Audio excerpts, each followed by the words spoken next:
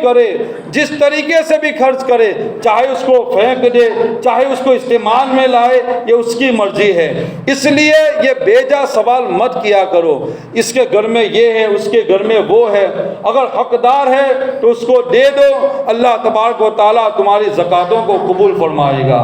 اس لیے یہ بیجا سوال مت کیا کرو۔ آپ کا کام ہے شرعی فقیر کا قبضہ، یہی زکوٰۃ ادا کرنے کا بہترین طریقہ ہے کہ شرعی فقیر قبضہ کر لے، اس کے ملک میں آ گیا، پھر وہ کسی کو بھی دے سکتا ہے۔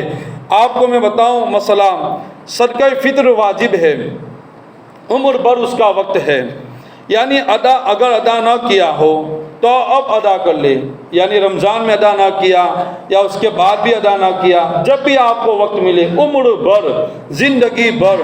مگر زندگی کا بھی کوئی بھروسہ نہیں ہے، یہ بھی تو ہے مسئلہ کہ زندگی کا بھی کوئی بھروسہ نہیں ہے۔ اس لیے عبادت میں سستی نہ کی جائے، عبادت میں کاہلی نہ کی جائے۔ مال کے ذریعہ میں عبادت کرنی ہے، مال کے ذریعہ اللہ کی رضا کو حاصل کرنا ہے، اور ہر عمل اس نیت سے کرو، روزہ رکھو، تراویح پڑھو، نماز ادا کرو، خیرات کرو، صدقات دو، زکوٰۃ دو، صرف نیت ہو کہ ان عمل کے ذریعہ اللہ مجھ سے راضی ہو جائے، اللہ مجھ سے راضی ہو جائے، تو یہ عبادت آپ کی بہترین عبادت ہوگی۔ تو صدقہ فطر واجب ہے، عمر بھر اس کا وقت ہے، یعنی اگر ادا نہ کیا ہو تو اب ادا کر لے، ادا کرنے سے ساکت نہ ہوگا، ادا نہ کرنے سے ساکت نہ ہوگا، یعنی جب تک آپ ادا نہیں کریں گے ایسا نہیں ہے کہ ختم ہو جائے گا، بلکہ یہ باقی ہی رہے گا۔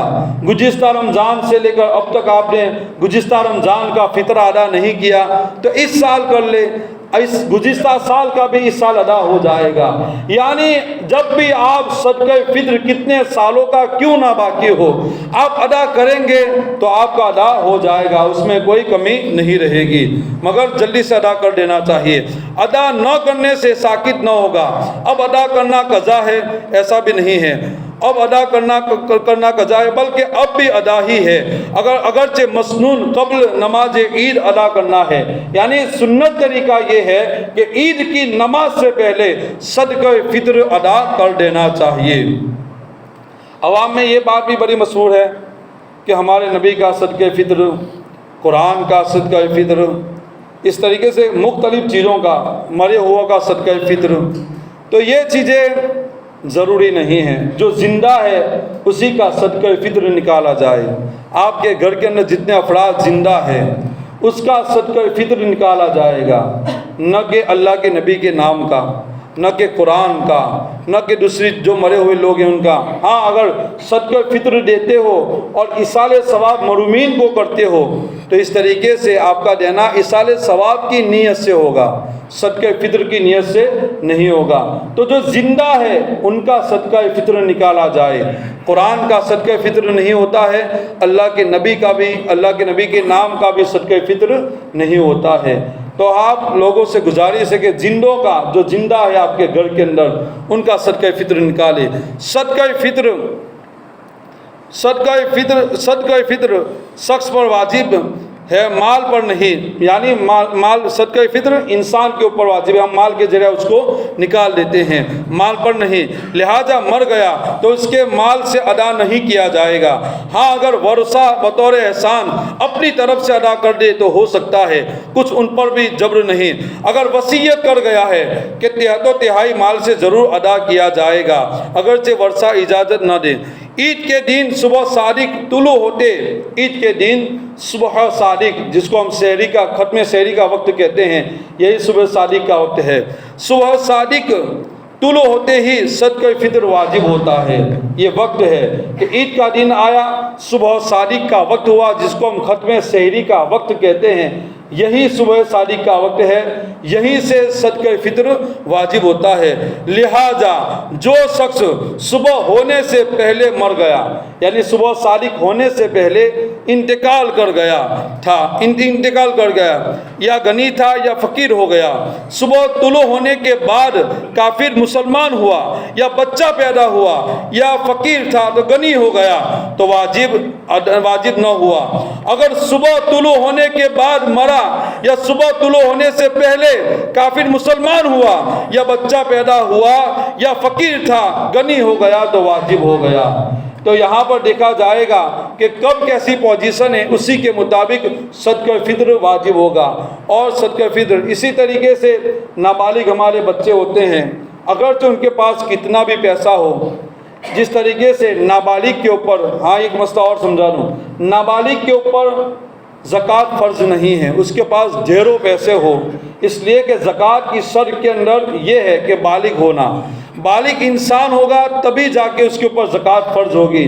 مگر صدقہ فطر میں یہ ہے کہ نابالغ کے پاس اتنا پیسہ ہے اور خود مالک ہے کہ جس سے وہ صدقہ فطر نکال سکتا ہے، مالک نصاب ہے اور صدقہ فطر نکال سکتا ہے، تو جو اس کے پالنے والے ہوتے ہیں، ماں باپ ہوتے ہیں، ان کے لیے یہ ضروری ہے کہ اسی کے مال سے صدقہ فطر کو ادا کرے۔ زکوٰۃ نہیں نکلے گی مگر صدقہ فطر نابالغ کے مال سے نکالا جائے گا۔ اسی طریقے سے جو لوگ نابالغ بچے کماتے ہیں اور الگ بھی رہتے ہیں اور اپنا الگ بھی زندگی گزار رہے ہیں، ان کے اوپر بھی اپنی طرف سے صدقہ فطر نکالنا یہ واجب ہے، اپنے مال میں سے نکالیں، اپنے مال میں سے نکالیں۔ اسی طریقے سے مجنون جو ہوتے ہیں، پاگل جو ہوتے ہیں، ان کے اوپر بھی صدقہ فطر ہے۔ مجنون کے اوپر زکوٰۃ نہیں ہے مگر ان کے نام کا صدقہ فطر نکالا جائے گا۔ آپ یہ نہ سمجھے کہ پاگل ہے کہ چلو شریعت میں معاف نہیں، مجنون کے اوپر بھی صدقہ فطر یہ نکالنا ضروری ہے۔ مسئلہ سن لو، نابالغ یا مجنون اگر مالک نصاب ہیں، یعنی اس کے پاس اتنا پیسہ ہے، 654 گرام چاندی جس سے آ جائے اتنا پیسہ ہے، تو ان پر صدقہ فطر واجب ہے۔ ان کا ولی یعنی ان کی پرورش کرنے والا، ان کو پالنے والا، نابالغ کی پرورش کرنے والا، نابالغ کو پالنے والا، مجنون کو پالنے والا، مجنون کی دیکھ بھال کرنے والا ولی ان کے مال سے ادا کرے۔ یعنی نابالغ کے پاس جو پیسہ ہے، مجنون کے پاس یعنی پاگل کے پاس جو پیسہ ہے، اس سے وہ ان کا فدیہ، ان کا صدقہ فطر ادا کرے۔ اگر ولی نے ادا نہ کیا اور نابالغ بالغ ہو گیا، یعنی بلوغ کی منزل کو وہ پہنچ گیا، بالغ ہو گیا، اور مجنون جنون میں آ گیا یعنی ہوش میں آ گیا، تو اب وہ اپنی طرف سے ادا کر دے۔ تو صدقہ فطر بہرحال ہر حال میں ہمیں ادا کرنا ہے۔ اللہ تبارک و تعالی ہم سب کو صدقہ فطر ادا کرنے کی توفیق عطا فرمائے۔ اب صدقہ فطر روزے کی حالت میں ہم نکالتے ہیں، تو کیا روزہ شرط ہے صدقہ فطر کے لیے؟ اس کا جواب بھی سن لے۔ صدقہ فطر واجب ہونے کے لیے روزہ رکھنا شرط نہیں، روزہ رکھنا شرط نہیں، مگر اعتکاف کے لیے روزہ رکھنا شرط ہے۔ اگر کسی کو 10 دن کا سنت موقدہ کفایہ اعتکاف کرنا ہے، جو آخری عصرے میں آئے گا 2 دن کے بعد، اگر کسی کو اعتکاف کرنا ہے تو اس کے لیے روزہ شرط ہے، مگر صدقہ فطر ادا کرنے کے لیے روزہ شرط نہیں ہے۔ بغیر روزے کے بھی آپ روزہ رکھنا تو فرض ہے ہر عاقل اور بالغ پر، مگر کوئی ایسا انسان ہے کم وقت کے روزہ نہیں رکھتا ہے، پھر بھی اس کو اپنا صدقہ فطر ادا کرنا پڑے گا۔ صدقہ فطر واجب ہونے کے لیے روزہ رکھنا شرط نہیں۔ اگر کسی عذر، سفر، مرض، بڑھاپے کی وجہ سے یا معاذ اللہ بلا عذر روزہ نہ رکھا جب بھی واجب ہے، یعنی عذر کی وجہ سے، سفر کی وجہ سے، بڑھاپے کی وجہ سے، مرض کی وجہ سے اگر کسی نے روزہ نہیں رکھا یا بلا عذر، جیسے بہت سے لوگ جان بوجھ کر روزہ چھوڑ دیتے ہیں اور قضا بھی کر لیتے ہیں اور کوئی فکر بھی نہیں ہوتی ہے۔ اللہ اکبر، روزے رکھنے کی عادت بناؤ۔ کب تک اس طریقے سے زندگی گزارو گے؟ کل ہم سب کو مرنا ہے، کل اللہ کی بارگاہ میں جواب دینا ہے۔ آج یہ گرمی کی تپش کو ہم برداشت نہیں کر پاتے ہیں تو وہ جہنم کی آگ جو 1 سال بھڑکائی گئی تو لال بن گئی، دوسری سال 1000 سال بھڑکائی گئی تو لال بن گئی، دوسری 1000 سال بھڑکائی گئی تو سفید بن گئی، اور 3000 سال تک بھڑکائی گئی تو وہ کالی بن گئی، وہ جہنم کی آگ۔ اللہ اکبر۔ اعلیٰ حضرت کہتے ہیں اللہ کیا جہنم اب بھی سرد نہ ہوگا، رو رو کے مصطفیٰ نے دریا بہا دیے ہے۔ وہ جہنم کی آگ جس کو اللہ نے بھڑکایا ہے، اللہ نے جس کو بھڑکایا ہے، اور وہ کبھی سرد نہیں ہوگی، یعنی ٹھنڈی نہیں ہوگی۔ یہ حدیث ہے، 2-3 دن پہلے ہی یہ حدیث آئی تھی یہ حدیث پاک ہے، اس جہنم کے اندر ہمیں ڈال دیا جائے گا۔ اللہ اکبر۔ تو جہنم سے جلنا، جہنم میں اگر جلنا ہے تو دنیا جہنم میں جلنے سے بچنے کے لیے ہمیں روزہ رکھنا ضروری ہے۔ روزہ رکھے، ابھی بھی وقت ہے، ابھی بھی پریکٹس کر لے، اللہ تبارک و تعالیٰ اتنی طاقت تمہیں عطا فرمائے گا۔ پھر افسوس ہوتا ہے، ایک روزہ چھوٹ جاتا ہے تو بڑا افسوس ہوتا ہے کہ میرا ایک روزہ چلا گیا۔ کسی مجبوری کے تحت جو روزے رکھتے ہیں، اگر ایک روزہ چلا جاتا ہے تو بہت افسوس کرتے ہیں۔ ایک بھائی کا مجھ سے بات چیت ہوئی، میں جا رہا تھا سفر میں، وہ بول رہا تھا کہ بابو بہت ڈائبٹیز ہے اور بہت ہی حالت میری خراب ہے، میرے زندگی پر کبھی میرے روزے نہیں گئے ہیں، مگر اس سال بہت بیماری نے تیزی پکڑ لی ہے۔ پھر بھی اس نے یہ کہا کہ ابھی رپورٹ نکالنے کے بعد جو ہوگا وہ دیکھا جائے گا، مگر میں اپنے روزوں کو قضا نہیں کروں گا، میں اپنے روزوں کو قضا نہیں کروں گا۔ یہ بات مجھے اس نے کہی، اور ایک گولی 800 پاور کی ابھی بھی وہ کھا رہا ہے، وہ بندہ یہاں پور کا ہے، 800 پاور کی گولی وہ کھا رہا ہے۔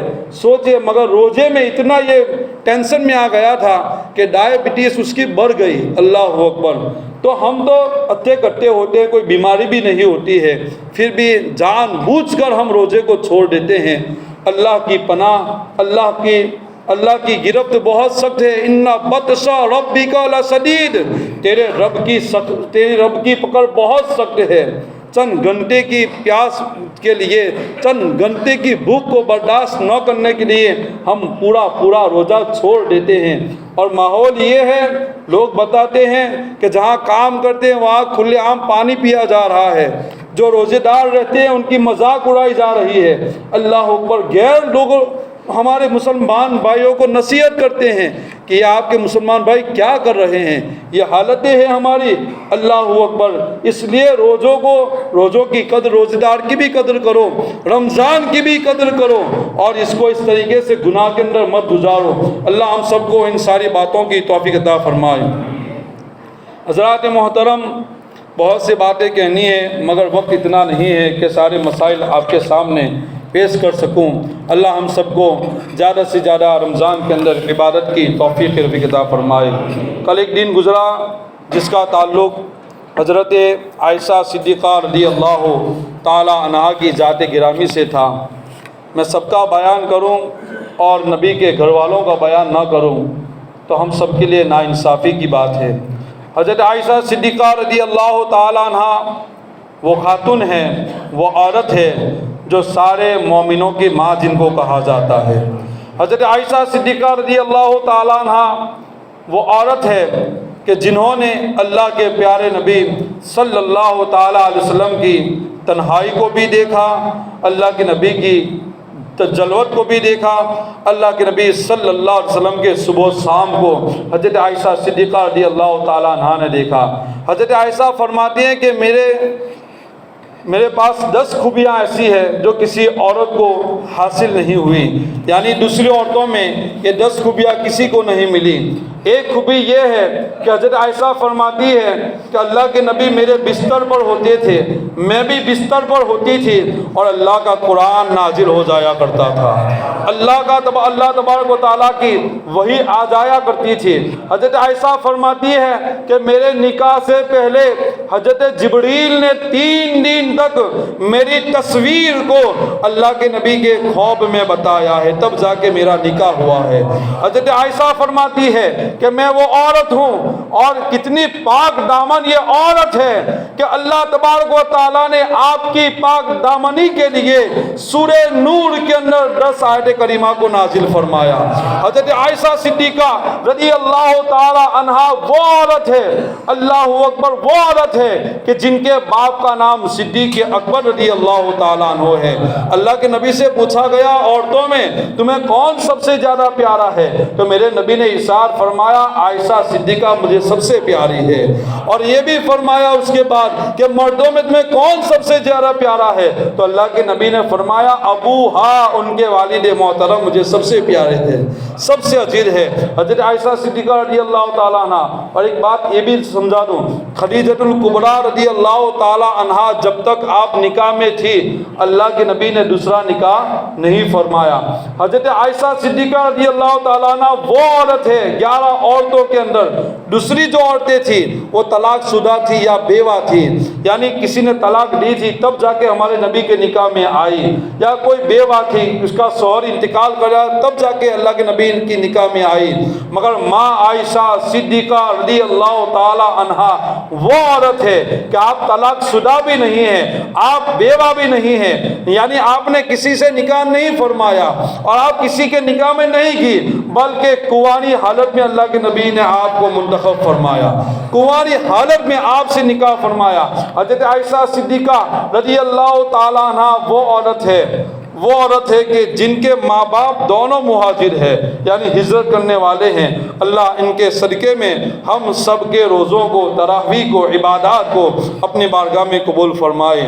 ان کا مزار پاک جنت البقیع کے بہت بہترین مقدس زمین کے اوپر واقع ہیں۔ اللہ ان کے مزار پاک پر کروڑوں رحمتوں کا نزول فرمائے اور ان کے صدقے میں ہم سب کی مغفرت فرمائے۔ السلام علیکم ورحمۃ اللہ وبرکاتہ۔